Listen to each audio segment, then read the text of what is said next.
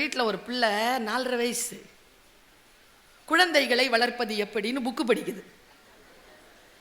எதுக்குடா நீ படிக்கிறன்னா, இந்த மாதிரி எங்கள் அம்மா அப்பா என்னை வளர்க்குறாங்களான்னு பார்க்குற, ஒரே ஸ்ட்ரெஸ்ஸாக இருக்குங்குது.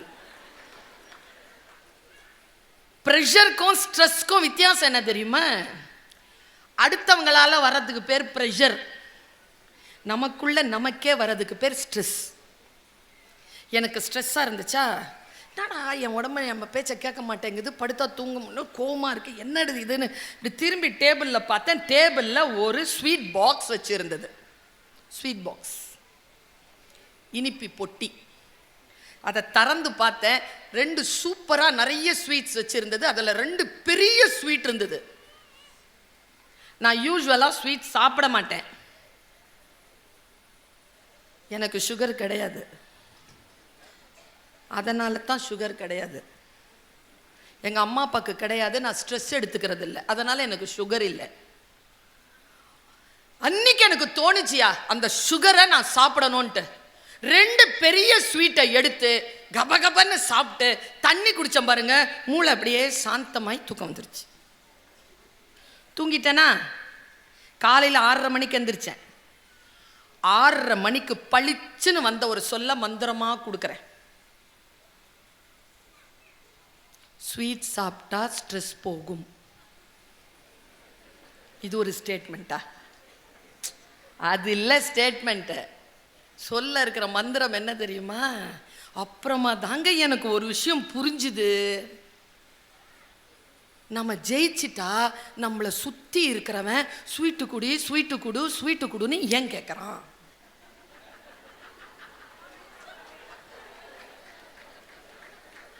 புரிஞ்சிருச்சா? அனுபவிச்சிருக்கீங்களா? அவனுக்கு சொல்லட்டுமா? ஒருதலை ராகம் படத்தில் எங்கள் ஐயா டி ராஜேந்தர் சொல்வார், சுபத்ரா, நான் பேசுவது யாருக்கு புரிகிறதோ இல்லையோ, உனக்கு கூடவா புரியவில்லை? அந்த மாதிரி சொல்கிறேன். ஜெயிச்சிட்டா கூட இருக்கிறவனுக்கு ஸ்வீட் கொடு, மந்திர சொல். ஜெயிச்சிட்டா அடுத்தவங்களுக்கு ஸ்வீட் கொடு, தோத்துட்டா நீ சாப்பிடு. வாழ்க்கையில் யாரு ஸ்வீட் சாப்பிட்றாங்கன்றது முக்கியம் இல்லை சுபத்ரா, ஸ்ட்ரெஸ் இல்லாமல் வாழ்கிறோமா அதுதான் முக்கியம் என்பதனை புரிந்து கொள்ளுங்கள். ஒரு விஷயம் புரிஞ்சிருச்சா எனக்கு? ஒன்றும் இல்லை. எங்கள் ஐயா நாதன் சார் பெரிய அறிவாளி, பெரிய பொறுப்பில் இருக்கிறவர், வழக்கறிஞர், உயர் நீதிமன்ற வழக்கறிஞர், பேச்சு சுதந்திரத்தில் இப்பொழுது முனைவர் பட்டத்திற்கு முயன்று கொண்டிருக்கிறார். ஒரு 6 மாதத்தில் அவர் இங்கே வந்துட்டீங்கல்ல, அடுத்த வாட்டி வரும்போது முனைவர் அப்படின்னு தான் வருவீங்க. அவ்வளோ பெரிய ஒரு மனுஷன். அவர் மனைவியை பற்றி ஒரு கமெண்ட் ஒன்று கொடுத்தாரா? நாங்கள் சண்டை போடுறோம், பிரச்சனை பண்ணுறோம்.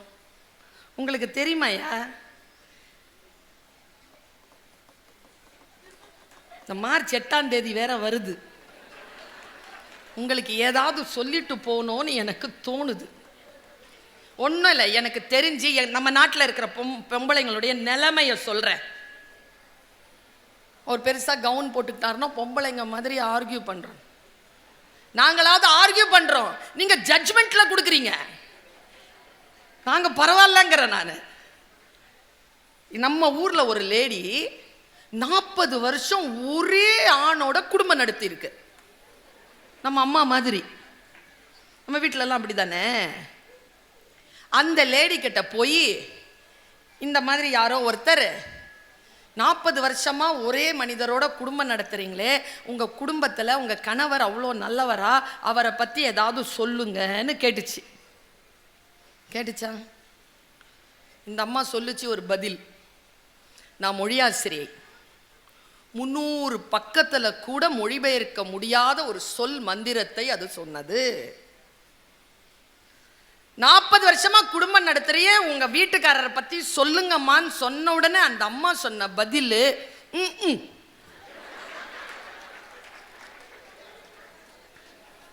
இது நம்ம ஊர் லேடி. ஒன்றும் இல்லை, என் பக்கத்தில் உட்காந்துருந்தாங்கல்ல இந்த தாளாளர், பள்ளிக்கூட தாளாளர், அவ்வளோ நேரமாக அமைதியாக தானே உட்காந்துருந்தாங்க. பார்த்தீங்களா நீங்கள்? திடீர்னு பதட்டமானாங்க தெரியுமா? என் பக்கத்தில் வந்து உட்காந்துக்கிட்டாங்க தெரியுமா? ஒன்றும் இல்லை, அவர் வீட்டுக்காரர் வந்தார். துடிக்குது அந்த அம்மா. ஆமாங்க, நான் சொன்னேன் உங்கள் பேரை சொல்லுங்க. சொல்லணும் மேடை. நான் ஒன்றுமே இல்லைங்க, எங்கள் வீட்டுக்காரர் வந்திருக்காருங்க. இந்த அம்மாட்ட கேளுங்களேன், இந்த பதில் தான் வரும். வெளிநாட்டில் வர பெண்கள் இருக்காங்களே, இதுதான் ஐயா வழக்கறிஞர் ஐயா பேசியதற்கான உண்மையான பொருளை நாம் புரிந்து கொள்ள வேண்டும் என்பதற்காக நான் சொல்லுகிறேன். நான் சொல்லுகின்ற இந்த மந்திர சொல் இங்கே இருக்கக்கூடிய ஆண்கள் பெண்கள் எல்லோருக்கும் பொதுவான ஒரு குடும்ப ரகசிய சொல்லை சொல்கிறேன். வெளிநாட்டில் 65 வயது ஆன ஒரு பெண் சிரிச்சுக்கிட்டே இருக்குங்க, சந்தோஷமா இருக்கு. நம்ம ஊர்ல பாருங்க, பெர்னாட் ஷா சொல்றது மாதிரி 40 வயசுல செத்து போயிடுறாங்க, புதைக்கிறதுக்கு தான் 60-70 வயசு ஆயிடுது.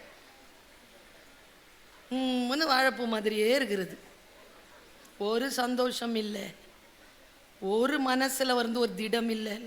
என்னத்தை ஏதோ காலம் இருக்கு என் பிள்ளைங்களுக்காக. அவர் சொன்னார் தெரியுமா, எனக்கு அந்த பேச்சாளர்கிட்ட பிடிச்சது என்ன தெரியுமா? நான் நினைத்தேன் மாபெரும் சபை என்பது பொதுமக்கள் என்று இல்லை, உனக்கு நீதான் மாபெரும் சபை. உனக்குள் நீ எழுந்து நின்றால் அந்த சபையிலே எந்த சபையில் வேண்டுமானாலும் நீ ஜெயிக்கலாம்னு சொன்னார்ல, அந்த சொல்லிற்கான பொருளை நான் உள்வாங்கிக் கொண்டு இதை சொல்றேன். 65 வயசுல ஒரு அம்மா கலகலன்னு சிரிக்குதுங்க, சந்தோஷமா இருக்குது. அவர்கிட்ட போய் ஒரு ஆள் கொஸ்டின் கேட்கிறாரு, இந்த மைக்கை நீட்டி இங்கிலீஷ்ல. You seems to be very happy, are you happy? நீ மிகவும் மகிழ்ந்து இருக்கிறாயே, நீ சந்தோஷமாக இருக்கிறாயா? அந்த பொண்ணு சொல்லிச்சு, எஸ் ஐ எம் ஹாப்பி. அடுத்ததா ஒரு கேள்வி கேட்டார், ஆர் யூ மேரிட்? உனக்கு கல்யாணம் ஆயிடுச்சா? நீங்கள்லாம் சொல்வீங்க இல்லைன்னு. அந்த அம்மா சொன்ன பதில், எஸ் ஐ எம் மேரிட். அந்த ஆள் கேள்வி, ஸ்டில் யூ ஆர் ஹாப்பி?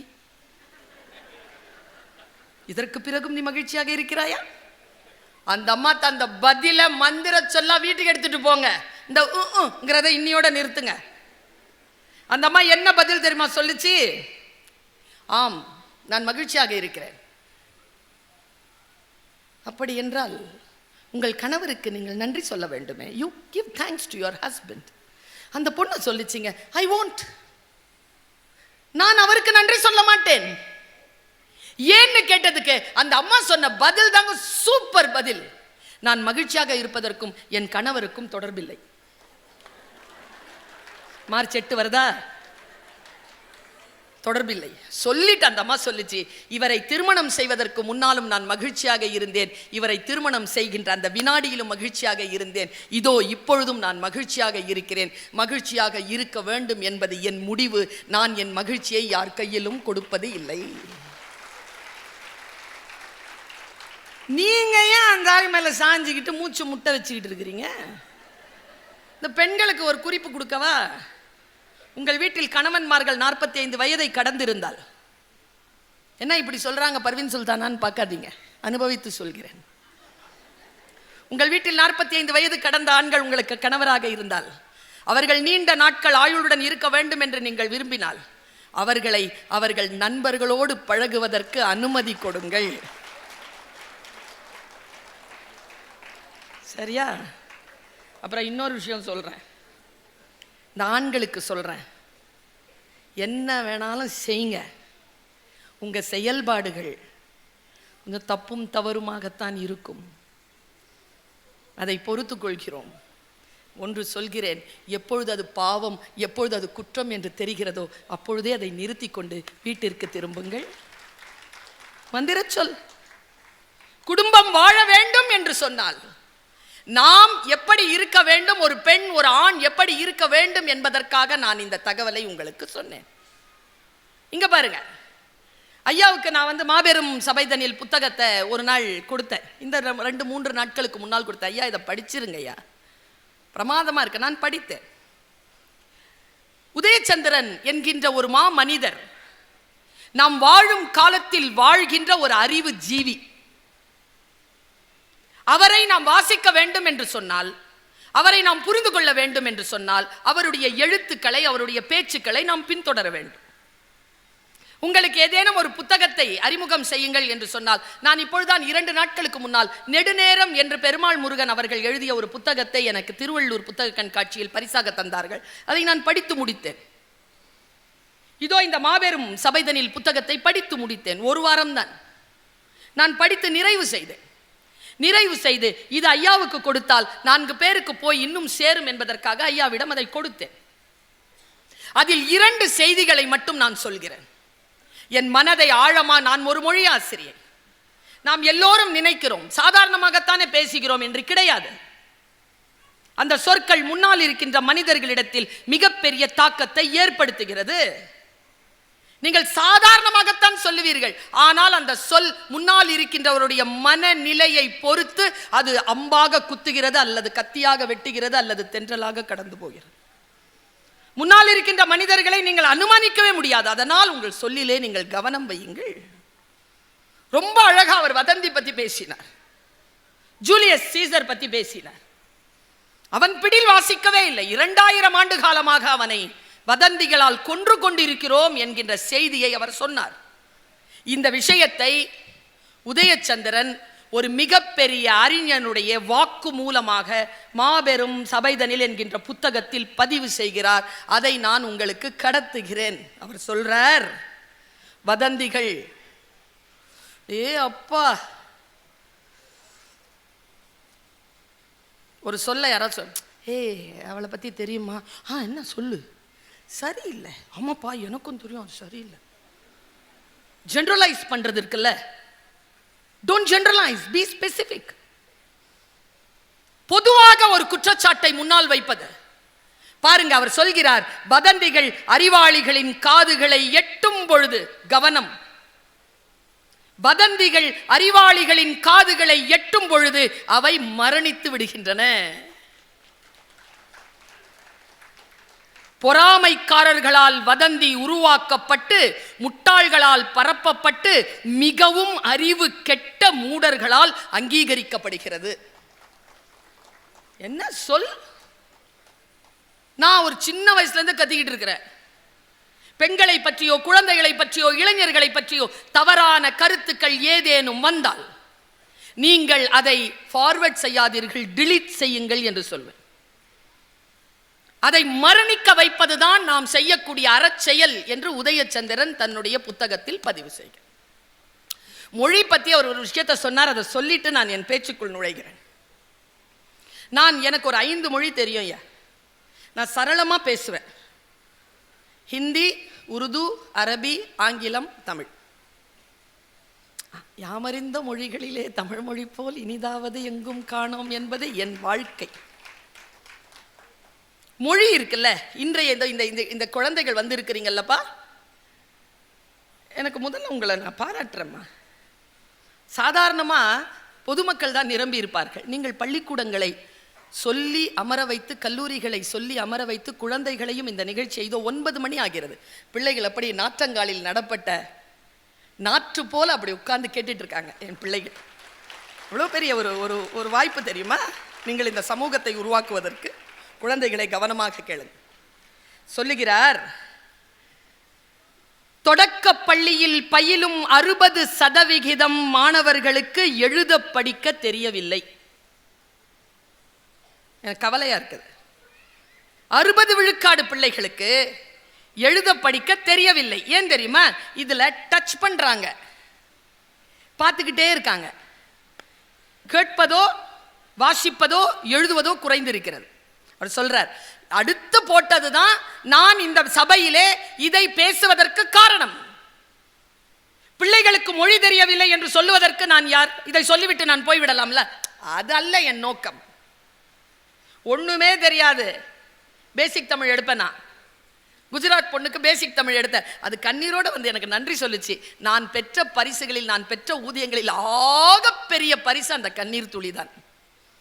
அவ கழுதுட்டே சொன்னா, தேங்க்யூ, எனக்கு இப்பொழுது தமிழ் வாசிக்க பேச தெரியும், நீங்கள் தான் காரணம், நன்றி. அழுதா பாருங்க, அந்த துளிதான் எனக்கான ஊதியம் என்று நான் நினைத்தேன். நான் மொழி ஆசிரியர். அடுத்த ஒரு ஸ்டேட்மெண்ட் கொடுக்கிறார், என்னை அச்சுறுத்துகிறது அந்த ஸ்டேட்மெண்ட். நம் குழந்தைகளுக்கு மொழி தெரியவில்லை என்பது நான் அறிந்த செய்தி. இன்னும் கவலையான செய்தி என்ன தெரியுமா? நேச்சுரல் லாங்குவேஜ் ப்ராசஸிங் என்கின்ற இயற்கை மொழியியல் ஆய்வு முறை, இயற்கை மொழியியல் ஆய்வு முறை இதை உறுதிப்படுத்துகிறது. என்னன்னா, இதன் மூலம் கணினிகள் உலக மொழிகளை வேகமாக கற்கின்றன. நான் எங்க கவலைப்படுறேன்னா, மனிதர்கள் மொழி இழக்கிறார்கள். மனிதனால் கண்டுபிடிக்கப்பட்ட எந்திரம் மொழி கற்றுக்கொண்டிருக்கிறது என்றால் இதுதான் நம் எதிர்காலத்தை தீர்மானிக்க போகிறது. இதோ மந்திர சொல்லை சொல்கிறேன். மனிதன் தான் பிறந்ததனால் கிடைத்த அந்த சிந்தனை அறிவுதான் மொழி. அதை மழுங்கடித்துவிட்டு அது யாருக்கோ தாரை வார்த்து கொடுப்பது இந்த வருங்காலத்திற்கு நன்மை விளைவிக்காது. நாம் கவனமாக இருக்க வேண்டும். நீங்க நினைக்கிறீங்களா புத்தக கண்காட்சியினுடைய நோக்கம் என்ன தெரியுமா? உதாரணத்துக்கு சொல்றேன், சரவணனுக்கு தான் தெரியும், மாவட்ட ஆட்சியருக்கு தெரியும். எங்களை மாதிரியான பேச்சாளர்களை டெய்லி 3 பேரை கூப்பிட்டு உங்களுக்கு பேச வைக்கிறதுனா எவ்வளவு செலவாகும்னு. இந்த மேடையை அமைத்து இந்த பந்தல் போட்டு உங்களை பேசுவதற்காக கேட்க வைக்கிறார்களே, இந்த பயிற்சி எதற்கு என்றால் அங்கே வைத்திருக்கக்கூடிய புத்தக கடைகளுக்கு போய் நீங்கள் புத்தகம் வாங்க வேண்டும் என்பதற்காகத்தான், பேச்சை கேட்பதற்காக அல்ல. புத்தக கண்காட்சி படித்துவிட்டு அந்த படிப்பினால் வரக்கூடிய பலனை நீங்கள் எப்படி புரிந்து கொள்வீர்கள் என்பதற்காகத்தான் பேச்சாளர்களை அழைத்து பேச வைக்கிறார்கள். புத்தகம் வாங்குங்கள், மொழி அறிவை அதிகப்படுத்திக் கொள்ளுங்கள், வாசிப்பதில் நீங்கள் முன்னணியில் நில்லுங்கள். குழந்தைகள் எதை படிக்கிறார்கள்? ஒன்றும் இல்லைங்க, ஒரு வாரத்துக்கு முன்னாலேங்க 6 வயசு குழந்தையா என்கிட்ட ஓடி வந்து சொல்லுது, பர்வீன் சுல்தானா, ஆமா நான் உங்க ஃபேன். 6 வயசுனா நான் ஒரு பேச்சாளரா பெருமைப்படுறதா, ஒரு தாயா ஒரு ஆசிரியரா கவலைப்படுறதான்னு தெரியல. அது கையில் மொபைல் இருக்கு, அது என்ன மட்டுமா பார்க்கும்? அது என்னென்ன பார்க்குதோ. ஆனா என்ன தெரியுமா, அந்த குழந்தை கையில் அது இருப்பது பெரிய விஷயம் இல்லை, அதை நாம் கண்காணிக்கிறோமா? அந்த குழந்தை சரியான நிலையில் சென்று கொண்டிருக்கிறது என்கின்ற கண்காணிப்பு நமக்கு இருக்கிறதா? குழந்தைகள் வளர்ப்பு என்பது ஒருபோதும் அந்த குழந்தைகளை கண்டிப்பதோ தண்டிப்பதோ இல்லை. நான் சொல்லித் தருகிறேன், ஒரு குழந்தை உங்கள் வீட்டில் இருக்கிறது என்றால் அந்த குழந்தையை நீங்கள் கண்காணியுங்கள். கண்காணிப்பு மட்டும்தான் பிள்ளையை உட்பட வைக்குமே தவிர உங்கள் கண்டிப்போ உங்கள் தண்டிப்போ கிடையாது. இங்க பாருங்க, நான் ஒரு 3 செய்திகளை உங்களுக்கு கொண்டு வந்திருக்கிறேன். இந்த புத்தக கண்காட்சியில் நீங்கள் மறந்து விடவே கூடாது என்பதற்காக நான் சொல்லுகின்ற இந்த செய்தி எல்லாம் ஒவ்வொரு பொருண்மையில் அடங்கி இருக்கக்கூடிய வீரியம் மிகுந்த விதைகள். அதுல ஒன்று புரிஞ்சிருச்சுனாலும் போதும். நான் இப்படி தொடங்குகிறேன், அந்த கருத்தை இப்படி தொடங்குறேன். நம்ம எல்லாருக்கும் உயிர் இருக்கு இல்லைங்க, நம்ம எல்லாரும் உயிரோட தானே இருக்கோம். இவ்வளவு சந்தோஷமான விஷயம் தெரியுமா? சிரிக்கலாம்ல, இவ்வளோ பெரிய விஷயங்க அது. சத்தியமா நம்புங்க, நேற்று நைட்டு இருந்த 800 கோடி மக்கள்ல இருந்து 5 லட்சம் பேர் இன்னைக்கு காலையில உயிரோட இல்லை. நம்மளை இயற்கை விட்டு வைத்திருக்கிறது, நாம் உயிரோடு இருக்கிறோம். இவ்வளோ பெரிய விஷயம் அது. உயிர் இருக்கிற எல்லாருக்குமே அந்த உயிருக்குள்ளாக ஒரு பொறி இருக்கிறது, ஒரு ஸ்பார்க். இந்த சமைக்கிற பெண்களுக்கு தெரியும், இப்பெல்லாம் அப்படிதான் சொல்ல வேண்டியதா இருக்குது. எல்லாம் ஆர்டர் பண்ணுதுங்க ஆன்லைன்ல, யாரும் சமைக்கிறது இல்லை. சமைக்கிற பெண்களுக்கு தெரியும், ஆண்களுக்கும் தெரியும். இந்த கேஸ் லைட்டர்ல நெருப்பு வருமா? என்ன வரும்? ஸ்பார்க் தான் வரும்.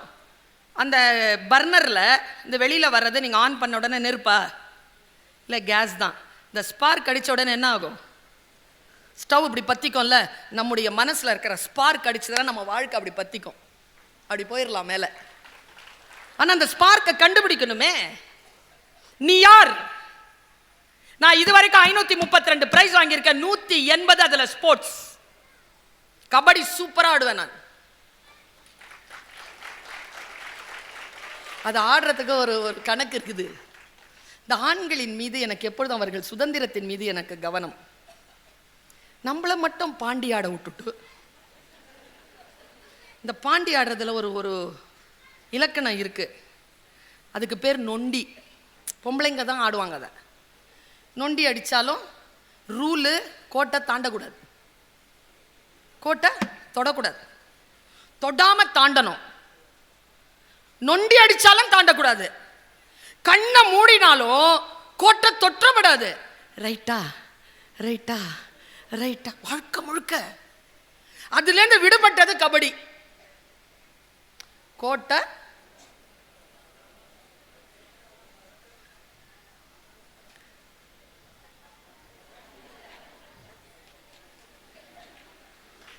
தொடணும், எதிராளியை சீண்டணும், சிக்கக்கூடாது, சேஃப்டியா வந்துடணும். ஆண்களே, ஏன் உங்களுக்கு இவ்வளவு பாரபட்சம்? எங்களை மட்டும் பாண்டியாட வைத்துவிட்டு நீங்கள் கபடி ஆடுகிறீர்கள். நாங்களும் வந்து விட்டோம் கபடி ஆடுவதற்கு. எனக்கு ரொம்ப பிடிக்கும் கபடி. ஆனால் யோசிச்சு பார்த்துருக்கேன், என்னுடைய லைஃப்ல நான் அவ்வளவு விருப்பப்பட்டிருக்கிறேன். ஸ்போர்ட்ஸ் 180 பரிசு வாங்கியிருக்கேன். ஆனால் இன்னைக்கு நான் ஸ்போர்ட்ஸா இல்லையே, ஸ்போர்ட்ஸ் டீச்சர் இல்லை. நான் ஸ்போர்ட்ஸ் டீச்சராக போயிட்டு நான் மீண்டு வந்துட்டேன். அது நான் இல்லை. பர்வீன் சுல்தானா அது இல்லை. பர்வீன் சுல்தானுடைய ஸ்பார்க் எது தெரியுமா? தமிழ். அதான் அவளுடைய ஸ்பார்க். ஒரு மொழி பேசுகின்ற பொழுது, அந்த மொழியில் ஒரு கவிதை வாசிக்கின்ற பொழுது, ஒரு பொருளை யாரேனும் விளக்கி சொல்லுகின்ற பொழுது, உள்ளுக்குள்ளிருந்த ஒரு பரவசம் வந்து மூளைக்குள் அப்படியே சேர்ந்து அப்படி ஒரு சுகம் கொடுக்கும். ஒரு கவிதை போதுமானது எனக்கு, ஒரு கருத்து போதுமானது எனக்கு. குழந்தை போல நான் துள்ளி விளையாட. அப்படி என்றால் என் ஸ்பார்க் அதுதான். அந்த ஸ்பார்க்கை நான் பிடிச்சேன். என்ன ஆச்சு தெரியுமா? அந்த ஸ்பார்க்கை பிடிச்சதில் தமிழ் டீச்சராக போனேன். தமிழ் டீச்சராக போயிட்டு லெக்சரர் ஆனேன். விரிவுரையாளர்லேருந்து பேராசிரியர், பேராசிரியர்லேருந்து துணை பேராசிரியர், துணை பேராசிரியர்லேருந்து இணை பேராசிரியர், போயிட்டு ஹெட் ஆஃப் த டிபார்ட்மெண்ட் தமிழ்னு போய் உக்காந்தேன். தமிழில் எஸ்ஐடி காலேஜில் எங்கள் முதலமைச்சர் ஐயா அவர்கள் இதோ இந்த 6 மாதத்துக்கு முன்னால் ஒரு பணியானையை எனக்கு கொடுத்து அனுப்பினார். போதும் நீ டீச்சராக வேலை செஞ்சதெல்லாம், ஒரு 3 வருஷம் லீவ் எடுத்துக்கோ, வா, தமிழ் வளர்ச்சித்துறைக்கு கீழே இருக்கும் உலகத் தமிழ் சங்கத்தின் துணைத் தலைவராகவும் இயக்குனராகவும் உன்னை நாங்கள் பணி நியமனம் செய்திருக்கிறோம். வந்து அங்கே தமிழ் வளர்த்து உலகத் தமிழ் சங்கங்களை ஒன்றிணை என்று சொல்லும்பொழுது என் ஸ்பார்க் என்னை ஒரு இடத்திற்கு அழைத்து சென்றதை நான் உணர்ந்தேன். உங்க ஸ்பார்க் என்ன இருக்குதோ அதை நீங்கள் விழிப்புணர்வோடு இருந்தால் பர்னர் பத்திக்கிற மாதிரி அந்த வெளிச்சத்தோடு உங்கள் வாழ்க்கை போகும் என்பதனை நீங்கள் மந்திர சொல்லாக உள்வாங்கி வைத்துக் கொள்ளுங்கள். இது இப்பவும் புரியல. இப்ப நான் சொல்றது என் மேல இருக்கிற மாதிரி தானே இருக்கு, புரியல? இந்த சொல்ல இன்னும் அழுத்தமா போடுறேன். ஒரு 4.5 மாசத்துக்கு முன்னால ஐரோப்பாவில் ஒரு திருடனை பிடிச்சாங்க மேடம். திருடன் ஸ்ட்ரோக், ராங் ஸ்ட்ரோக் தான், ஆனா நீங்க பாசிட்டிவா புரிஞ்சுக்கோங்க. அவனை ஏன் பிடிச்சாங்கன்னா, அவனை ஒரு பெரிய ராபரி கேஸ், ஒரு பேங்க்ல பெரிய கோடிக்கணக்கான பவுண்ட்ஸை கொள்ளையடிச்சிருக்காங்க, பிடிச்சிட்டாங்க. முன்னால் அட்டானி உட்காந்துருக்காரு, டிடெக்டிவ் உட்காந்துருக்காரு. இன்டரோகேஷன் தொடங்குது. அவன் கொடுத்துருக்கிற ஸ்டேட்மெண்ட் அதை நான் நெட்ல வாசிக்கிறேன். அந்த ஸ்டேட்மெண்ட் இவ்வளோதான். அந்த ஸ்டேட்மெண்ட் என்ன தெரியுமா? அவன் கேட்குறான், நீ தானடா திருடின? நான் திருடல சார். ஏய், நீ தான் அந்த லாக்கரை திறந்துருக்க, உன்னுடைய ஹேண்ட் பிரிண்ட் அதில் இருக்கு, ஃபிங்கர் பிரிண்ட்ஸ் இருக்கு, சிசிடிவி கேமரா உன்னை தான் காட்டுது. திறந்தது நான் தான் சார், நான் திருடல சார். அப்படின்னா சார் நான் லாக்கு ஓப்பன் பண்ணுறவன் சார், கொஞ்சம் பவுண்டு கொடுத்தாங்க, நான் ஓப்பன் பண்ணி கொடுத்துட்டேன் சார், அவ்வளோதான் சார் என் வேலை. என்னடா அதை பற்றி சொல்லுடான்னு சொன்ன உடனே அவன் சொல்கிறாங்க அந்த ஸ்டேட்மெண்ட்டு. அந்த ஸ்டேட்மெண்ட் பதிவாகுது. நான் அதை சொல்கிறேன், உங்களுக்கு என்ன புரியுதுன்னு பாருங்க. அவன் சொல்கிறான், நான் வந்து ஒரு ஃபிசிக்ஸை படிக்கிற ஒரு மாணவனாக இருந்தேன். எனக்கு கணக்கு ரொம்ப பிடிக்கும். வேலை சரியா இல்லை, இந்த மாதிரியான புதிர்கள் ஏதேனும் இருந்தால் அதை நான் சரி செய்வேன். அப்படி வந்துட்டு தான் இந்த லாக் திறக்கிறதுல வந்து சிக்கிக்கிட்டேன். நான் சூப்பராக லாக் திறப்பேன்றது என் ஃப்ரெண்ட்ஸுக்கெல்லாம் தெரியும். என்னை கூப்பிட்டு ஒரு 500 பவுண்டு கொடுத்து இங்கே ஒரு லாக் திறக்கணும் வரியான்னு கேட்டாங்க. நான் போனேன். அங்கே போனால் அவங்க என்ன தெரியுமா சார் செய்வாங்க? மொத்தம் 3 நிமிஷம் தான் டைம் இருக்கும், 180 செகண்ட். அதில் எனக்கு 60 செகண்ட் கொடுப்பாங்க. 60 செகண்டில் திறக்கணும்பாங்க. இல்லைன்னா உயிர் போயிடும்டா, நாங்கள் மானம் போயிடும்டா, நீ திறக்கணும்பாங்க. நான் 60க்கெலாம் போக மாட்டேன், 25லேயே முடிச்சிடுவேன். ஸ்டூடெண்ட்ஸ்க்கு என்ன புரியுதுன்னு பாருங்க. கடைசி கட்ட எக்ஸாம் வர வரைக்கும் காத்திருக்கக்கூடாது. 15 நாள் முன்னாலேயே வேலையை முடிச்சிடணும். புரியுதா? எந்த ஒரு விஷயத்தையும் பாசிட்டிவாக புரிஞ்சுக்கிறது இப்படி தான். அந்த திருடன் சொல்கிறாங்க, நான் 25 செகண்டில் திறப்பேனா, அப்படியே பண்ணிவிட்டு கரெக்டாக அந்த கால்குலேட் பண்ணிவிட்டு அரித்மேட்டிக் போட்டு கிளிக் அப்படின்னு ஒரு சத்தம் கேட்கும். லாக் திறந்துருச்சின்னு அர்த்தம். அப்போது ஒரு பரவசம் வரும் பாருங்க உள்ள. அந்த பரவசத்துக்கு முன்னால் அந்த பெட்டிக்குள்ளே இருக்கிற கோடானு கோடி கணக்கு பணம் எனக்கு ஒரு பொருட்டும் இல்லை சார். அந்த கிளிக் சவுண்டுக்காகத்தான் நான் இந்த வேலையை செய்கிறேன். உங்களுக்குள்ள இருக்கிற ஸ்பார்க்கை நல்ல விஷயங்களுக்காக நீங்கள் அடையாளம் கண்டுபிடிங்களேன். எனக்கு தெரிஞ்சு டாக்டர் படிச்சுட்டு IAS அதிகாரிகள் ஆனவங்க உண்டு. ஏன்னா அவங்களுடைய ஸ்பார்க் மெடிக்கல் இல்லை, அவங்க ஸ்பார்க் நிர்வாகம். எங்க சார் கூட தான் இன்ஜினியரிங் படித்தார், இப்போ லால வந்து நிற்கிறாரு. லா தான் அவருடைய ஸ்பார்க். எனக்கு தெரிஞ்சு அவருடைய ஜாதி, அவருடைய மதம் என்னன்னு கேட்டால் லா தான். அவர் மதமே லா தான் சொல்வார். அவர் சட்டம் தான் என் மதம், சட்டம் தான் என் ஜாதி, சட்டம் தான் என் அடையாளம் சொல்வார். That is his spark. என்னுடைய ஸ்பார்க்ங்கிறது தமிழ், தமிழ் மொழி, அது என்னுடைய ஸ்பார்க். நீங்க எதுவுமே கொடுக்க வேண்டாங்க. உங்ககிட்ட நான் பேசுறேன்ல, இதோ என்னை பார்த்து கொண்டிருக்கிறீர்கள்ல, இதை விட பெருமதியானது வேறு எதுவுமே கிடையாது. நான் சொல்லுவது உங்களுக்கு புரிகிறது, உங்கள் புரிவது போல் என் மொழி இருக்கிறது. இந்த மொழியை நான் சொல்லிக்கொண்டே இருக்கிறேன். இதோ இப்பொழுது இறந்தாலும் டைரக்டா சொர்க்கம் தான். இதனால் வரக்கூடிய பொருள் அல்ல, புகழ் அல்ல என் நோக்கம். உனக்கு புரிகிறதா? இவ்வளவுதான். நான் ஒரு விஷயத்தை கொண்டு வந்திருக்கேன்னு சொன்னேன். அது உங்களுக்கு எப்படி புரிய வைக்கிறதுன்னு எனக்கு தெரியல. ஆனால் நான் முயற்சி செய்கிறேன்.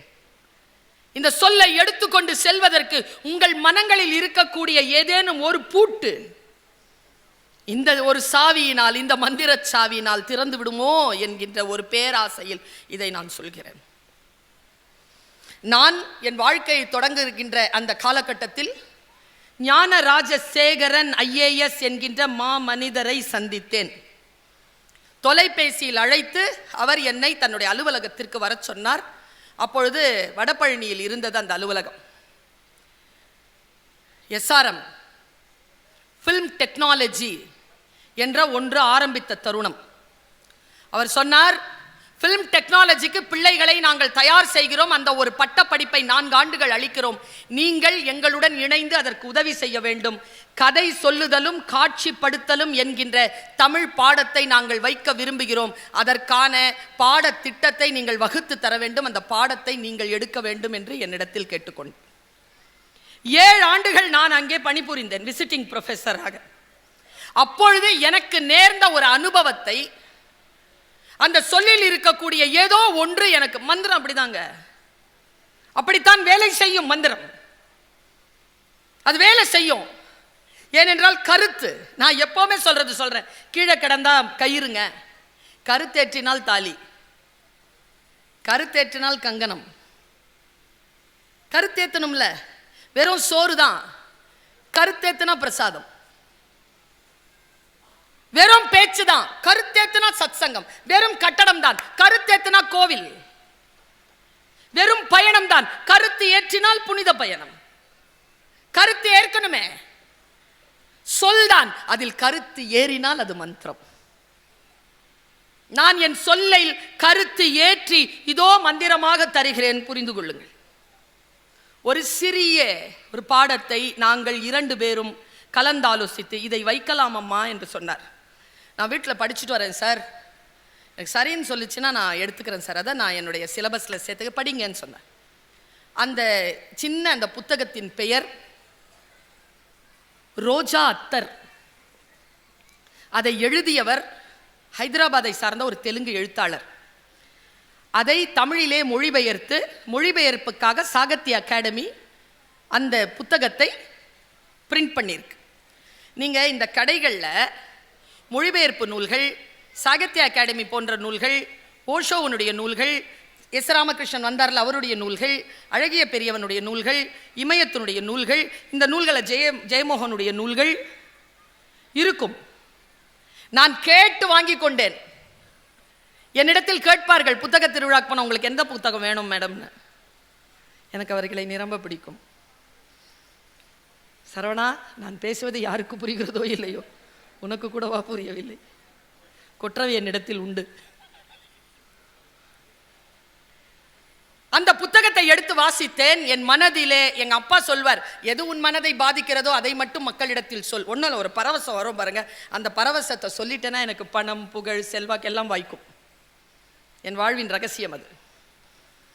என்னை எது பரவசப்படுத்தியதோ அதை நான் மக்களுக்கு கடத்துகிறேன்.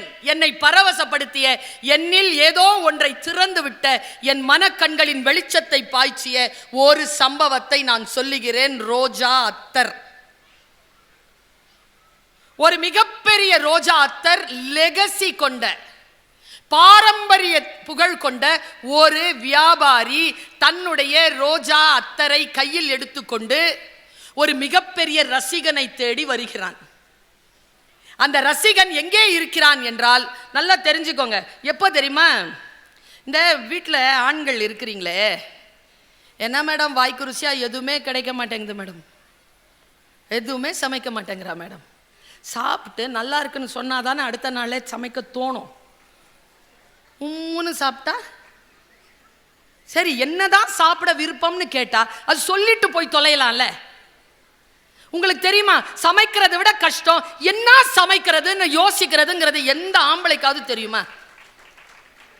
என்னதான் பிடிக்கும்னு சொல்லி தொலைஞ்சிட்டு போங்களேன், நாங்கள் சமைச்சு தான் வைக்கிறோமே. அதுவும் பக்கத்து வீட்டில் இருந்து வாங்கி வச்சா மட்டும் ஐயோ சூப்பராக இருக்குது இன்னைக்கு என்னன்னு சொல்லி வேற வெறுப்பேற்றுறது.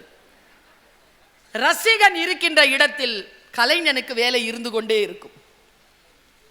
அவனுக்கு பணம்லாம் முக்கியம் இல்லை, பலே அப்படிங்கிற ஒரு சொல். கண்களில் வெளிச்சத்தோடு உட்கார்ந்து காத்திருக்கிறீர்கள் இல்லை, உங்களை பார்த்தாலே போதும் பேச்சு தானா வரும். நான் ரொம்ப பாதிக்கப்பட்டது கொரோனால, மக்களே இல்லை, ஆனால் ஆன்லைனில் பேசுவோம், நம்ம மூஞ்சியை நாமளே பார்த்து பேசுவோம். அப்படி கூட பேசினேன் நான். இப்போ பாருங்க, எனக்கு மக்கள் கிடைத்திருக்கிறீர்கள், மக்கள் கண்களில் வெளிச்சம் இருக்கிறது. அந்த வெளிச்சத்திற்கான உணவை இன்னும் ஏற்றுவதற்கு தருகிறேன். ரோஜா அத்தரை கையில் எடுத்துக்கொண்டு ஒரு மிகப்பெரிய கலைஞன் தன்னுடைய ரசிகனை தேடி புறப்பட்டார். பெரிய குதிரை கடல்ல வந்து, கப்பல்ல வந்து இறங்கி குதிரையை வாங்கி, பொருள் கொடுத்து குதிரையை வாங்கி அவன் வரான். மேற்கு வங்கத்திலிருந்து வருகிறான், ஹைதராபாத்துக்கு வரான். பெரிய குதிரையே, அவனே அந்த 6 அடி 3 அங்குலம், அவனுக்கு மேல ஒரு டர்பன், ஆஜானு பாகுவான ஈரானி. அப்படி வரான், தேடி வந்து இறங்கிட்டான். 1 மாச பயணத்துல வந்து லேண்ட் ஆயிட்டான் ஹைதராபாத்துக்கு. ஹைதராபாத் அவன் நினைச்ச மாதிரி இல்லை. அவன் நிசாமை சந்திக்கணும்ன்றான், நிசாமை சந்திக்க முடியாதுங்கிறாங்க. யாரையாவது காட்டுப்பா, அவங்கள மூலமா நான் நிசாமை பார்க்குறேன், என் ரசிகனை நான் சந்திக்கணும். அவர் அத்தரை ரொம்ப குறிப்பு சொல்கிறேன் உங்களுக்கு. இந்த உலகத்திலே விலை மதிப்பற்றது எதுன்னு கேட்டிங்கன்னா, ரொம்ப விலையானது வைரம் நினைக்கிறீங்களா? கிடையாது. வைரத்தை விட விலை மதிப்புள்ளது ஃப்ரேக்ரன்ஸ், அந்த வாசனை திரவியம். ஒரு அவுன்ஸ் அவ்வளோ விலை, ₹1,00,000 மேலே போவோம், இவ்வளோதான் இருக்கும். அவன் சொல்றான் வந்து சொல்றான், ஐயா நான் ஏன் நிசாமை பார்க்கணும்னு சொல்றேன்னா, இந்த அத்தர் இருக்குல்ல, இந்த அத்தரை, ஒரு அவுன்ஸ் அத்தரை எடுக்கணும்னா நான் 10 லட்சம் பூக்களை கடந்தாக வேண்டும். அதை ப்ராசஸ் பண்ணி அதை நசுக்கி எடுத்த ஆயில் தான் அது. அது ஒரு தடவை உங்க உடம்புல பட்டுருச்சுன்னா பல வருஷம் ஆகுமா அந்த வாசனை போறதுக்கு. அந்த மாதிரி நான் ப்ராசஸ் பண்ணி, அதுதான் எங்க குடும்பத்தினுடைய வழக்கம். நான் இந்த மாதிரி ஒரு அத்தரை நான் கொண்டு வந்திருக்கேங்கிறது உங்க நிசாம் கிட்ட சொல்லுங்க. ஒருத்தங்கிட்ட கூட்டிட்டு போறாங்க, அவர் திவான் தொப்பெல்லாம் வச்சுக்கிட்டு ஒரு திவானில் படுத்துட்டு இருக்கிறார். நம்ம வந்து இந்த ஃபர்னிச்சர் கடைக்கு போனால் திவான் ஒரு விஷயம் கிடைக்குது இல்லை, அதில் தான் உட்காந்துருந்ததுனால தான் அது திவான் உட்காந்துருக்கான். திவான் கிட்ட போய் சொல்கிறாரு, நான் நிசாமை சந்திக்க வேணும். நிசாமெல்லாம் பார்க்க முடியாது, எதுக்கு பார்க்கணும் உனக்கு? இல்லை, நான் அத்தர் கொண்டு வந்திருக்கிறேன். சரி, அது அத்தர் காட்டு. அவன் உஷாரு, அவன்கிட்ட இருக்கிற மாஸ்டர் பீஸ் தான் ரோஜா அத்தர். அவன்கிட்ட மொத்தம் 3 பீஸ் இருக்கு, ஒன்று சாண்டில், ஒன்று ஜாஸ்மின், ஒன்று வந்து ரோஜா, 3 இருக்கு. அவன் பார்க்குறான், சரி சந்தனத்தை செலவழிச்சிருவோம் அப்படின்னு சந்தனத்தை எடுத்து, ஐயோ அந்த புக்கை நீங்கள் படிக்கணுமே, நான் சுமாராக தான் சொல்கிறேன். அவ்வளோ அழகாக எழுதியிருப்பாருங்க. அவர் மொழிபெயர்த்த ஆளினுடைய கரங்களுக்கு கோடி வணக்கங்கள். ஒரு மொழியை இன்னொரு மொழிக்கு எழுதி அதை வசீகரிக்க செய்கின்ற ஆற்றல் மொழிபெயர்ப்பாளர்களுக்கு உண்டு என்பதனால் தான் மொழிபெயர்ப்பாளர்களுக்கு அவ்வளவு விருதுகள் வழங்குகிறது உலகம். பாருங்க, அவன் உட்கார்றான், அப்படி ஒரு காலை எடுத்து வச்சுட்டு ஒரு காலை மண்டிட்டு தன்னுடைய பெரிய ஒரு வெல்வெட் அங்கியில் இருக்கக்கூடிய ஒரு பகுதி அப்படி எடுத்து அந்த அங்கியை அப்படி முன்னால் போடுறான். போட்டு அந்த பேழையை எடுத்து அந்த திவானுக்கு முன்னால் அப்படி ஆஜானுபாகுவான ஒரு உயரம் ஆனால் மனிதன் இப்படி தாழ்ந்து இப்படி சலாம் சொல்லி அந்த பேழையை அப்படி கொடுக்குறான். கொடுக்குறதே அவ்வளோ அழகாக இருக்குது. ஆனால் நம்ம திவான் வந்து புடுன்ட்டு ஹுக்கா குடிச்சிட்டு இருக்கிறாரு. டேய், அவன் என்னவோ கொடுக்குறான் வாங்கடாங்கிறார். அப்போ அப்படி நிமிர்ந்து பார்க்குறான். இவன் ரசிகன் இல்லை என்பது தெரிந்து போய் மனம் வலிக்கிறது அவனுக்கு. அந்த அத்தரை கொண்டு வாடாண்ணா கொண்டு வந்த உடனே அதை பார்த்துட்டு இத்துணுன்னு இருக்குல்ல, இதையா நிசாமுக்கு கொடுக்க போகிற, தூக்கி போடுறான். பின்னால் இருக்கிற காவலாளி அதை பிடிச்சிக்கிறான். இது எனக்கு உடனே எந்த காட்சி தெரியுமா ஞாபகம் வந்துச்சு? மைக்கேல் மதன காமராஜ் படத்தில் இந்த குஷ்பு மேடம் வந்து ஒரு சின்ன அரிசியில் தாஜ்மஹாலை வரைஞ்சி கமல் சார்கிட்ட கொடுப்பாங்க. கமல் சார் சமையல்காரரு. அதை எடுத்து நறுக்குன்னு கடிச்சிட்டு பழைய அரிசி அப்படிம்பாரு. அந்த ரேஞ்சில், அந்த குஷ்பு மேடம் ரேஞ்சில் நிற்கிறான். அவன் பார்க்குறான், உள்ளே கொண்டு போய் கொடு அப்படின்ட்டு. போ அடுத்த வாரம் வான்றான். அவனுக்கு புரியவே இல்லை, என்னடா கொண்டு வந்த 3 சொத்துல ஒரு சொத்து போயிருச்சேன்ட்டு போகிறான். இன்னொரு ஆள் கிட்ட கொண்டு போய் நிறுத்துறாங்க. இன்னொரு ஆள் அதே மாதிரி அவன்கிட்ட இருக்கிற ஜாஸ்மினை வாங்கிக்கிறான். இப்போ அவன்கிட்ட இருக்கிறது ரோஜா அத்தர் மட்டும்தான். அவன் அந்த ரசிகனிடத்தில் சேர்க்கணும், இல்லைன்னா இவ்வளவு துயரப்பட்டு வந்ததில் அர்த்தம் இருக்காது. அவனுக்கு பணம் வேண்டாம், புகழ் வேண்டாம், எதுவும் வேண்டாம். நான் ஒரு கலைஞன் என்பதனை என் ரசிகனுக்கு நான் தர வேண்டும். அந்த உலகத்திலேயே அத்தருக்காகவே வாழ்கின்ற அந்த நிசாமை நான் இவ்வளவுதான் அவனுக்கு நோக்கம். ஒரு வாரம் நிற்கிறான் பசியோட. தேத்தண்ணி குடிக்கும் பொழுது ஒரு டீ கடைக்காரர் சொல்றார், நிசாம் வந்து வியாழக்கிழமை சாயந்தரம் நிசாமுத்தீன் தர்காவுக்கு போவார். அங்கே போய் தான் அவர் வந்து தொழுகை நடத்துவார். அவர் அப்படி சாயந்தரம் கிளம்பும் போது பார்க்கலாம், இல்லைன்னா வெள்ளிக்கிழமை காலையில் கிளம்புவார். அவன் சாயந்தரம் வந்து பார்க்குறான், இல்லை வெள்ளிக்கிழமை காலையில் நிசாம் கிளம்புறாங்க. ஐயோ, புக்கு வாங்கிட்டு போய் படிங்க. சரியா? நான் சாப்பிட்ட ருசியையே பார்த்துட்டு இருக்கிறீங்க, நீங்கள் சாப்பிட வேண்டாமா? போகிறாங்க. அவன் காலையிலங்க சூரிய உதயத்துக்கு முன்னாலேயே போய் நின்னுறான். நிசாம் வரதுனால நிறைய பேர் நின்னுறாங்க அந்த இடத்துல. அவன் ரொம்ப உயரமா இருக்கான்ல, அவனுக்கு தெரிஞ்சிருது அவன் யாரோ நிக்கிறான்றது. அந்த திவானோ இன்னொரு ஒரு தாட்டையும் போட்டான்ல, அந்த 2 பேருக்கான வேலைக்காரங்களே அவனை பிடிச்சிட்டாடா அப்படின்னு சொல்றாங்க. அந்த போலீஸ்காரனுக்கும் அந்த கலைஞனுக்கும் நடுவில் நடக்கிற போராட்டம் 2 பக்கம். தப்பி தப்பி தப்பி தப்பி தப்பி திரிஞ்சு கடைசியா போய் நிற்கும் போது பிடிச்சிடுறாங்க. அவன் எல்லாத்தையும் மீறிட்டு வெளியில வர்றதுக்கோ, ஐயோ கடவுளே, அந்த கடைசி பக்கம் மட்டும் ஸ்லோ மோஷன்ல போகுதுங்க கதை. நம்புவீங்களா நீங்க? ஸ்லோ மோஷன்ல போகுது. கடைசி பக்கத்துல என்ன பண்றான் தெரியுமா? எல்லாரையும் அப்படி பார்த்து ஒரு தள்ளுறான் பாருங்க, எல்லாரும் போய் விழுறாங்க. அந்த பேரியர் கார்டை அப்படி தாண்டி போறான். கரெக்டா குதிரை வருதுங்க. தன்னுடைய பர்ஸை பார்க்குறான், எடுத்து அவங்ககிட்ட கொடுத்துடலான்னு. அதுக்குள்ள இன்னொரு போலீஸ்காரன் வந்து கழுத்தை பிடிச்சிட்டு, குதிரை போயிடுச்சுங்க, குதிரை அங்கே போயிடுச்சுங்க. இவன் இங்கே நிற்கிறான், பார்க்குறான். இனி குதிரையை போய் நெருங்க முடியாது, நிசாமை போய் இது கொடுக்க முடியாது என்றவுடன் கழுத்தை பிடித்து அந்த போலீஸ்காரனை தள்ளிவிட்டு நேராக எதிர்புறமாக அந்த கோட்டைக்குள்ளே நுழையிறாங்க. கோல்கொண்டா கோட்டைக்குள்ளே நுழைஞ்சி அந்த வாசல்ல அந்த வினாடி நேரத்தில் தன்னுடைய பையில் இருந்த அந்த குமிழை எடுத்து அந்த பாறையில ஓங்கி அடிக்கிறான் பாருங்க. அப்படியே அத்தர் பாட்டில் அப்படியே வெடிக்குதுங்க. வாசனை கிளம்பி போகுது. ஸ்லோ மிஷன்ல காட்டுறான். ஏங்க எழுத்த ஸ்லோ மிஷன்ல காட்ட முடியுமா? படிச்சு பாருங்க. இந்த சினிமா பார்த்து பார்த்து பாழா போயிட்டோம். நான் இங்க இருக்குது கேமரா. இந்த கேமரா ரொம்ப வலுவானது. என்ன தெரியுமா பண்றான்? அந்த வாசனை அப்படி போகுதுங்க, போய் அவனை சீண்டுதுங்க. அவன் சீன்றக்கு அந்த வினாடியிலேயே குதிரை வந்து என்ன பண்ணுது? குதிரைக்கு புரிஞ்சிருச்சுங்க. அது குதிரை இப்படி நிக்குதுங்க அந்த வாசனைக்கு. அப்படியே தாண்டி பின்னால் திரும்பி பார்க்கிறான் நிசாம். அந்த வாசனையில் அவன் கண்கள் அறையாக முடிகிறது. இப்படி அதை பார்த்துட்டான் ரோஜா அத்தர்கார. வந்த வேலை முடிஞ்சுதுரா சொல்லி அவன் தன் குதிரையை தேடி போனான் என்று கதை முடிக்கிறான். அவ்வளவுதான். அவன் அவனிடத்தில் போய் சேர்த்து விட்டான். ஆனால் கடைசியாக அதை அது போனான்னு சொல்லி முடிச்சுட்டு அந்த ஒரு ஸ்டேட்மெண்ட் கொடுத்திருப்பான். நீங்கள் ஒருவேளை கோல்கொண்டாவிற்கு போனால் அந்த பாறையை ஒரு முறை மோர்ந்து பாருங்கள், அதில் ரோஜா அத்தர் மணக்கும். நீங்க நம்புனா நம்புங்க, நான் 2020 மார்ச் போனேன். நான் போனது வந்ததுக்கு அப்புறமா தான் இங்க லாக்டவுன். நான் இதை படிச்சுட்டு போனதுனால நீங்கள் நம்புவீர்களான்னு தெரியாது, அந்த பாறைகளை நான் முகர்ந்து பார்த்தேன். ரோஜா அத்தர் மணந்தது. வாசிப்புக்கு இருக்கக்கூடிய மந்திரம் இது. அதனால் தான் சொல்லுகிறேன், படித்து விடுங்கள்.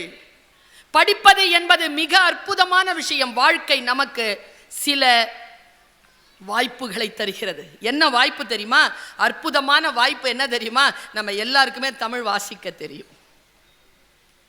இதை விட மிகப்பெரிய வாய்ப்பு என்ன? நான் கேட்டேன், சரவணன் சார் கிட்ட கேட்டேன், ஏன் தம்பி 3 ஸ்பீக்கரை போடுறீங்கன்னு. 9:30 மணி வரைக்கும் மீட்டிங் வைக்கணும் மேடம். அதனால தான் நான் ஒரு 10 நிமிஷம் எடுத்துக்கிறேன். ஒரு 10 நிமிடத்தில் உங்கள் மனதில் அறையக்கூடிய இன்னும் ஒரு கருத்தை சொல்லிவிட்டு நான் இடம் சார்கிறேன். பல நேரங்களில் எனக்கு புரிவதே இல்லை.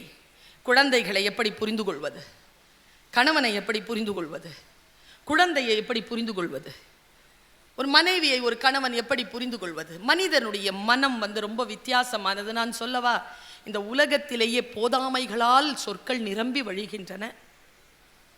எது சொன்னாலும் சொல்லாமலே உங்களுக்கு புரிந்து போனால் போதுமே. பல நேரங்களில் அது புரிவதே இல்லை. அந்த புரிவதற்கான சொற்களோ அதற்கான சிறிய அசைவுகளோ நீங்கள் தர வேண்டும் என்றால், நீங்கள் மொழியில் வல்லுநராக இருக்க வேண்டும் என்றால், நீங்கள் வாசிப்பை கையில் எடுத்துக்கொள்ளுங்கள். படிச்சுக்கிட்டே இருங்கிற ரொம்ப நுட்பமான ஒரு ரகசியத்தை சொல்லுகிறேன். எப்பவோ படிச்ச ஏதோ ஒரு விஷயம் இருக்குல்ல, எப்பவோ சந்திக்கிற ஒரு விஷயத்திற்கு தீர்வா அப்படி போய் கனெக்ட் பண்ணிக்கலாம். என் பேச்சின் ரகசியம் அது. நான் ஏதோ ஒன்று படிப்பேன் மேடம். அந்த படிப்பதற்கான அந்த கருத்திற்கான விளக்கம் இருக்குல்ல, நான் 10-15 ஆண்டுகளுக்கு முன்னால் படித்த ஏதோ ஒரு பாடலில் இருந்து எனக்கு கிடைக்கும். இதற்கு பெயர் தான் ஞானம், இதற்கு பெயர் தான் கல்வி. காசு இருக்கிறவனுக்கு அது இருக்குதுன்னு தெரிஞ்சவங்க மத்தியில தான் சிறப்பு, கற்றோருக்கு சென்றமிடமெல்லாம் சிறப்பு. படிச்சிருங்க. எனக்கு பெரிய விஷயம் என்ன தெரியுமா? இந்த பேச்சாளர்களை நீங்க தயவு செய்து சொல்கிறேன், எல்லோருக்கும் சேர்த்து சொல்கிறேன், எழுத்தாளர்கள் எவ்வளவு உயர்ந்தவர்களோ பேச்சாளர்களும் அவ்வளவு உயர்ந்தவர்கள். ஏன் தெரியுமா? அவர்கள் வாசித்து வாசித்து வந்து தன் சொல் வன்மையால் அந்த வாசிப்பு களத்தை விரிவாக்கி விரிவாக்கி மக்களை வாசிப்பிற்கு தயார் செய்கிறார்கள். எவ்வளவு வாசித்து இருப்பேன் நான், இதை சொல்லணும்னா எத்தனை வருஷத்துக்கு முன்னால வாசிச்சது இப்ப சொல்றேன்ல, புதுசா படிச்ச மாதிரி சொல்றேன்ல. 250 ரீல்ஸ் பாக்குறீங்க, இன்னைக்கு காலையில பார்த்தா ஒரு ரீலை சொல்லுங்க, இப்போ ஞாபகமே இருக்க மாட்டேங்குதுங்க. படித்தால் நினைவில் நிற்கும். ஏன் தெரியுமா? இந்த கேமரா மிக மிக வலிமையானது. படித்தால் ஒருபோதும் மறக்காது. மறக்கிற மாதிரி தெரியும், ஆனா மறக்காது. அதனால் தான் சொல்லுகிறேன், இதை நான் படித்தேன். இது மார்ச் 8ஆம் தேதிக்கு என்னுடைய டிப்ஸ். முக்கியமா பெண்களுக்கு இல்லை, ஆண்களுக்கு. பல நேரங்களில் மேடம் விமென்ஸ் டேயை தயவு செஞ்சு பொம்பளைங்களை வச்சு கொண்டாடாதீங்க, ஆம்பளைங்களையும் கூப்பிடுங்க. ஏன்னா அவங்க கிட்ட சொல்றதுக்கு தான் அவ்வளவு விஷயம் இருக்கு. ரொம்ப சுலபமான விஷயம் என்ன தெரியுமா? ஒரு பெண் ஜெயிக்கிறதுக்கும் ஒரு ஆண் ஜெயிக்கிறதுக்கும் நடுவில் இந்த 2 பேரும் ஜெயிக்கிறதுக்கு ஒரு 40-50 வருஷம் இருந்தால் போதும். நான் அவங்க ஐயா உட்காந்துருக்காருல, அவர் ஜெயிக்கிறதுக்கு ஒரு 40 வருஷம் போதும். ஆனால் இந்த அம்மா வந்து மேடையில் உட்காரத்துக்கும் நான் மேடையில் பேசுறதுக்கும் பின்னால் 1000 வருஷம் இருக்கு. மாவட்ட ஆட்சியராக அவங்க வந்து உட்காரத்துக்கு பின்னால் 1000 வருஷம் போராட்டம் இருக்கு. உட்காந்துட முடியுமா? பெண்களுக்கு கிடைச்சிருமா? இல்லை, பெண்களுக்கான விட மாட்டாங்க. அந்த போராட்டம் இல்லை. அம்பேத்கரை பேசினாரு, அவர் ஒரு விஷயத்த சூப்பரா சொல்றார், எனக்கு ரொம்ப பிடிக்கும் அம்பேத்கரை. நீ வசதியெல்லாம் எனக்கு சலுகைலாம் கொடுக்காத, அதிகாரத்தை கொடு. அதிகாரத்தை கொடுத்தனா நான் எனக்கான உரிமையை எடுத்துக்கிறேன். நீ என்ன சலுகையை கொடுக்குற? இதான் அம்பேத்கர். தந்தை பெரியார் யார் தெரியுமா? எல்லோரையும் பார்த்து நான் எல்லோரையும் விட உயர்ந்தவன் யாராவது சொன்னா, என்னை விட யாரும் உயர்ந்தவன் இல்லை என்று சொல்லுவது அல்ல சுயமரியாதை. நான் யாரையும் விட உயர்ந்தவன் இல்லை என்று எப்பொழுது ஒருவன் நினைக்கிறானோ அவன் சுயமரியாதைக்காரனாக இருக்கிறான். இப்படித்தான் நான் பெரியாரை புரிந்து கொள்கிறேன். ஒரு பெண்ணை எப்படி புரிந்து கொள்வது? சாதாரணமா சொல்லிட்டு போயிடலாம். நேத்து ஒரு தாயை சந்திச்சேன்யா, ராணிப்பேட்டையில ஒரு சினிமாவிலையோ மற்றதுலையோ நடிக்கிற ஒரு பெண். அந்த பெண் ஒரு சின்ன கை குழந்தைய வச்சிருந்தா, பேரழகா இருந்தா. பேசும்போது குழந்தை அப்படி பிடிச்சி இழுக்குது அவளை. எல்லாருக்கும் ஒரு விஷயம் சொல்றேன், குழந்தை இப்பெல்லாம் சாப்பிட்றதுக்கு ரொம்ப வம்பு பண்றதுனால அவ கையில நாம இந்த மாதிரி மொபைல்லாம் கொடுத்துடுறோம். ஏன்னா நமக்கு சத்து இல்லை, அந்த குழந்தை பின்னால ஓடி ஓடி அதுக்கு சோறு போடுறதுக்கு நமக்கு சத்து இல்லை. நான் ஒரு விஷயத்தை கண்டுபிடிச்சிட்டு நான் இதெல்லாம் கொடுக்கறதே இல்லை என் பிள்ளைக்கு.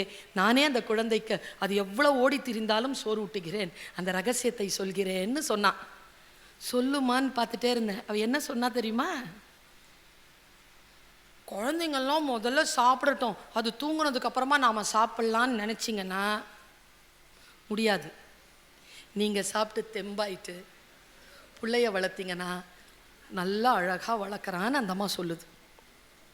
நான் நல்லா சாப்பிட்டுட்டு தெம்பா இருந்துட்டு என் பிள்ளையை நான் அது எவ்வளோ ஓடி திரிஞ்சாலும் ஓடி திரிட்டோம், அதன் பின்னால் ஓடி நான் என்னுடைய வலியை நான் அனுபவிக்காமலேயே அந்த குழந்தையை வளர்க்கிறேன்னா ஒரு வெளிச்சம் திறந்துச்சா? உங்களை நீங்களே முதல்ல பார்த்துக்கோங்க. இங்க இருக்கிற ஆண்களுக்கெல்லாம் சொல்றேன், விருந்தில் உட்காடுறீங்கன்னு வச்சுக்கோங்க, ஒழுங்கா பரிமாறணும்னு சொன்னா முதல்ல குழந்தைங்களுக்கும் பெண்களுக்கும் சாப்பாடு போட்டுடுங்க. அதுங்க சாப்பிட்டுட்டு அந்த குழந்தைகள் எல்லாம் ஒரு வழிபடுத்தினு உங்களை நல்லா பராமரித்து ரொம்ப நல்லா பண்ணுவோம். நாங்கள் பசியோட எண்ணத்தை பார்க்கறது வயிற்றுச்சலாக தான் பரிமாறும். ஒரு விஷயத்தை புரிந்து கொள்வது என்பது போல் ஒரு மகிழ்ச்சி வேறு கிடையாது. அதில் வேற சொல்லி வச்சிருப்பாங்க. நான் ஒரிசா மாநிலத்துக்கு போயிருந்தேன். அங்கே இருக்கிற பூஜாரிகள் இருக்காங்கல்ல, அந்த புவனேஸ்வர் கோவிலில் இருக்கிற பூஜாரி என்கிட்ட தனிப்பட்ட முறையில் சொன்ன ரகசியம், சாமி கிட்ட போறதுக்கு முன்னால வயிறார நாங்க சாப்பிட்டு தான் பூஜைக்கு உள்ள நுழைவோம். விரதம் வச்சுக்கலாம் நுழைறதில்லை. ஏன்னா நிறைய கைங்கரியங்களை பண்ண வேண்டியதாக இருக்கிறது, நிறைய சடங்குகள் இருக்கின்ற பொழுது எங்கள் உடல் வாடிவிடக் கூடாது என்பதற்காக இறைவனை வணங்கி முதலில் நாங்கள் வயிறார சாப்பிட்டு விட்டு பிறகுதான் கருவறைக்குள் நுழைகிறோம்னு அவர் சொன்னார். இது சாதாரண விஷயம்தான். விழுமியம்ங்கிற பேர்ல நம்மளை போட்டு அழுத்தி வச்சிருக்காங்கல்ல. இப்போ மாநிலங்களவை உறுப்பினராக தேர்ந்தெடுக்கப்பட்ட சல்மா அற்புதமான எழுத்தாளர். அவருடைய ஒரு கதையை நான் ஒரு மேகசின்ல படிக்கிறேன். எனக்கு தெரியல அவ என்ன சொல்ல வந்தான்னு தெரியல, ஆனா ஏதோ ஒன்று புரியுது. அது எனக்கு புரியுறத என்னால் சொல்ல முடியல. அதனால உங்களுக்கு அந்த கதையை அப்படியே கடத்துறேன். நீங்க என்ன புரிஞ்சுக்கிறீங்களோ புரிஞ்சுக்கோங்க. ஏன்னா பல நேரங்களில் நான் புரிஞ்சுக்கிட்டதை உங்களுக்கு புரிய வைக்கிறது இருக்குல்ல, அது சிரமம். சில நேரங்களில் அது என்னுடைய தட்பவெட்ப நிலைக்கு சரியாக இருக்கும், உங்களுக்கு சரியாக இருக்காது. பாருங்க, ஒரு பொண்ணு, ஒரு 3-4 நிமிடங்களில் பேச்சை நிறைவு செய்கிறேன். ஒரு பொண்ணு, அந்த கதைக்கு பெயர் இரவு. இரவு. ஒரு பொண்ணு, கல்யாணமான பொண்ணு, கையில் ஒரு 8 மாச குழந்தை தூங்குது.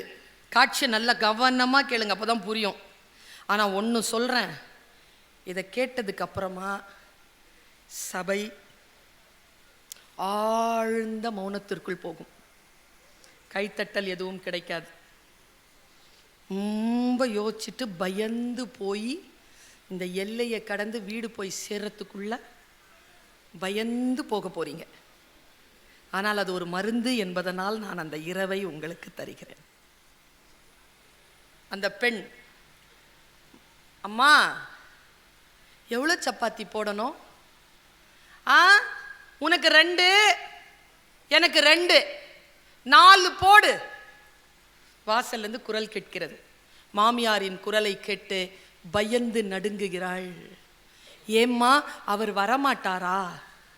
ஆமா, அவன் ஊருக்கு போயிருக்கான், வரத்துக்கு 4-5 நாள் ஆகும், நீ 4 சப்பாத்தி போடு போதும். என்கிட்ட சொல்லவே இல்லையே, அவர் வரலன்னு சொல்லவே இல்லையேன்னு அழுதுகிட்டு ஓடி வரா. ஐயையே, இந்த பைத்தியத்தை என் பிள்ளைக்கு கட்டி வச்சு நான் படுற பாடு அப்படின்ட்டு திட்டுறா. அந்த இரவு அவ சப்பாத்தி போடுறா, அவ சாப்பிடலை, 2 மட்டும் போட்டுட்டு போய் உள்ளே போய் உட்காந்துக்கிறான். அவளுக்கு எப்பவுமே கணவன் இல்லாத நேரத்தில் அந்த அறைக்குள் யாரோ ஒருவர் வருகிறார்கள். ஆனா அதுக்கு உடல் இல்லை, அது ஏதோ ஒரு அமானுஷ்யமா வருது, அவளை சின்ன பின்னப்படுத்துது. காலையில் எழுந்திருச்சு பார்த்தா அவள் உடம்புல ஒரு மருத்துவ தடயங்கள் எதுவும் இல்லை, உயிரியல் தடங்கள் எதுவும் இல்லை. ஆனால் அவள் ஆழ் மனதிற்கு தெரியும் அவள் அங்கே துன்புறுத்தப்பட்டாள்.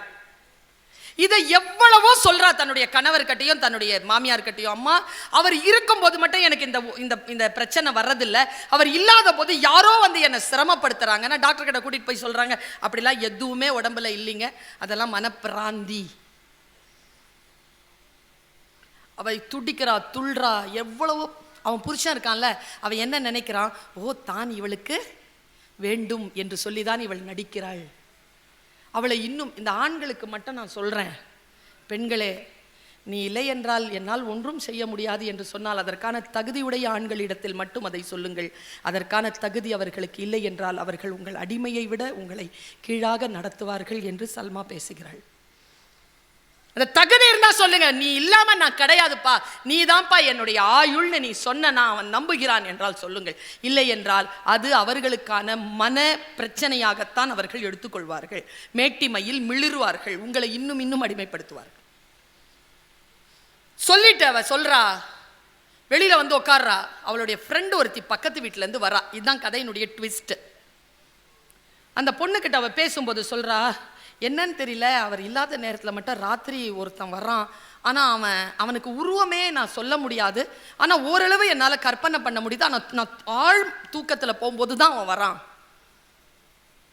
ஆனால் அவன் என்னை சிரமப்படுத்துறான், ஆனால் நான் இதை சொன்னால் யாரும் நம்ப மாட்டேங்கிறானோட நான் பல பல பல பலன்னு அழுதுட்டு கையை பிடிச்சிட்டு சொல்கிறா, அம்மா சந்திரா, நீ வீட்டில் இருக்கிறதுக்கு முன்னால் அந்த வீட்டில் நான் தான் இருந்தேன், அது எங்கள் வீடு தான், நான் ஊருக்கு போயிருந்தேன், நான் இப்போ தான் குடும்பத்தை நடத்துகிறேன், நான் இந்த மாதிரி பண்ணிட்டேன், பிரச்சனை வருதுன்னு சொல்ல அவங்க கேட்கவே இல்லை, எனக்கும் இத்தகைய அனுபவம் அந்த வீட்டில் நிகழ்ந்தது.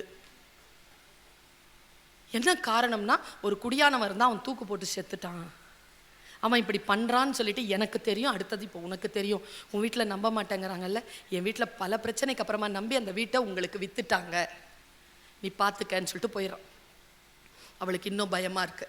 அவள் கணவன் வருகிறான், அவள் கணவனிடத்தில் சொல்கிறான், இப்படி இருந்துதாங்க, அந்த ஆள் தான் என்னை கஷ்டப்படுத்திட்டு இருக்கான், நீங்கள் கொஞ்சம் என்னை விட்டு போவாதீங்கன்னா, சி உனக்கு அம்மா அப்பா இல்லாத அனாதை, நீ உன்னை கல்யாணம் பண்ணிக்கிட்டதே பெரிய விஷயம், பொம்பளை பிள்ளை வேலை பெற்றுட்டேன்றதுனால உன்னை கூட வச்சிட்டு இருக்கிறேன், நீ இந்த மாதிரி பைத்தியமாக இருக்கிற, எவனாவது வருவான் நான் உள்ள, அதான் வெளியில் தாப்பால் போட்டு தானே எங்கள் அம்மா தூங்குது, வாசலில் தானே படுத்து தூங்குது, தாப்பால் அப்படியே தானே இருக்குது, உள்ளே எவன் வரான், எவனும் வரல, நீ வேணும்ன்ட்டு குடும்பத்தை கலைக்கிறதுக்காக இப்படி பண்ணுறது, என்னென்னமோ பேசுகிறாங்க.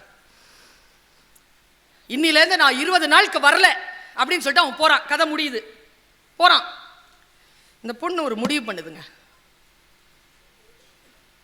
அன்னைக்கு காலையில் எழுந்திருக்கிறா, குளிக்கிறா, குழந்தைய குளிப்பாட்டுறா, விருந்து சமைக்கிறாங்க. ஃபுல்லா விருந்து சமைச்சிட்டு மத்தியானமா கோயிலுக்கு போயிட்டு வரா.